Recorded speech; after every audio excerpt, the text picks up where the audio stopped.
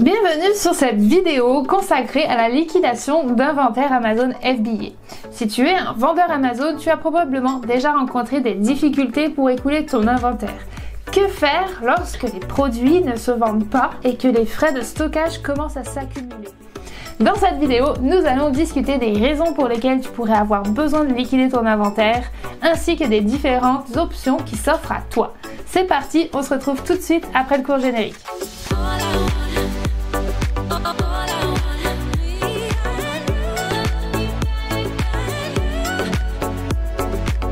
Salut tout le monde! Si vous ne me connaissez pas encore, je m'appelle Coralie, je vis au Québec et je suis aujourd'hui vendeuse professionnelle sur Amazon FBA aux USA.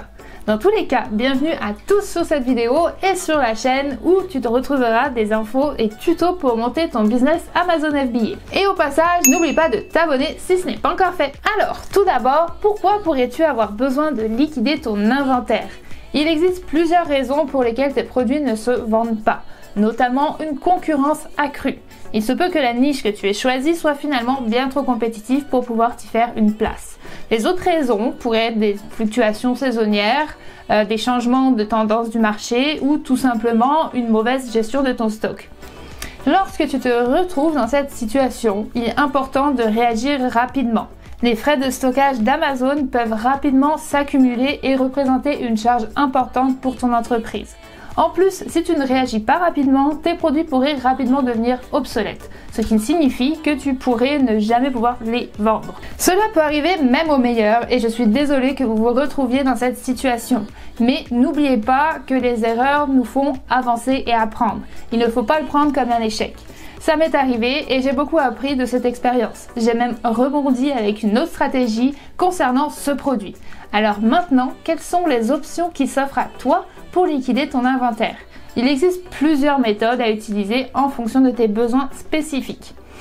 La première option consiste à réduire le prix de tes produits. Si tu es en mesure de vendre tes produits à un prix inférieur, cela pourrait t'aider à écouler ton stock.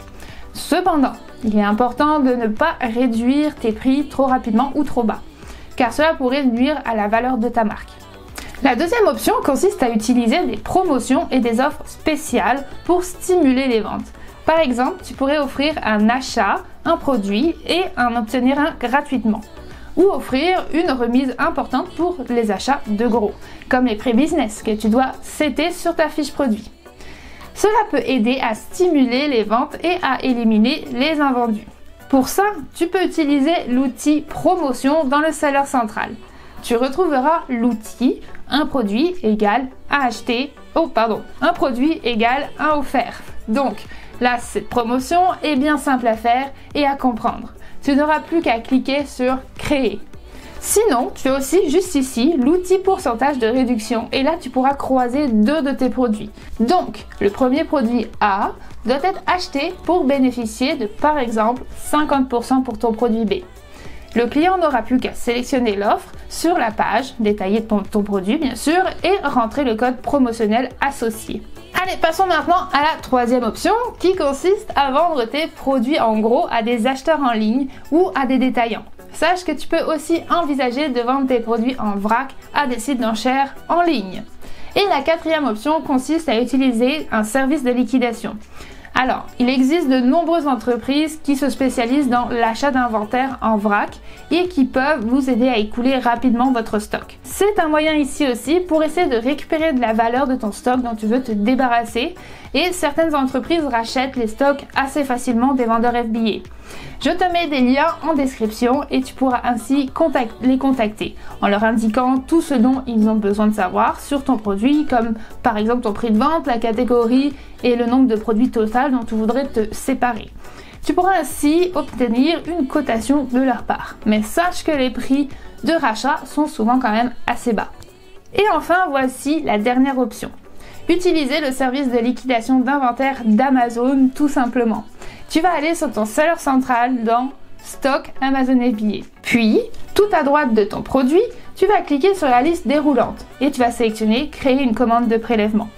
Voilà les options qui s'offrent à toi. liquidation, adresse de retour ou donner et recycler. Pour l'expliquer simplement, si tu choisis liquidation, tu vas pouvoir récupérer une petite somme sur ton produit. En fait, Amazon va revendre ton stock à des liquidateurs. La valeur de récupération nette apparaîtra sur ton compte dans les 60 jours suivant la soumission de ta commande de liquidation et au plus tard 90 jours après la soumission. Amazon détermine le prix de vente moyen de votre stock en évaluant plusieurs facteurs, notamment votre historique de vente, le prix de vente moyen de l'article et l'historique des ventes de la cible concernée. En fonction des taux négociés, les liquidateurs achètent le stock pour une valeur de récupération brute s'élevant environ 5 à 10% de son prix de vente. Amazon déduit ensuite les frais et vous verse la valeur de récupération nette. Je te mets bien sûr le lien en description aussi pour que tu puisses aller lire les infos du seller central à ce sujet pour compléter les infos que je te donne. Maintenant, si jamais tu choisis de sélectionner données recyclées, pour là, pas besoin de plus d'explications, je pense que l'intitulé parle de lui-même. Vous ne récupérez pas de valeur avec ce choix. Ce sera des dons effectués par Amazon à des organismes caritatifs sélectionnés si vos produits rentrent bien sûr dans les critères d'éligibilité. Le troisième choix est donc sinon de renvoyer à une adresse. Amazon vous prendra des frais là-dessus, bien sûr, donc à bien considérer. Si vous voulez récupérer votre stock en France et le faire livrer en France, c'est bon. Si vous voulez le faire livrer votre stock du Canada à une adresse au Canada, c'est bon. Mais par exemple, comme moi, un stock Amazon USA livré chez moi au Québec, cela ne fonctionne pas.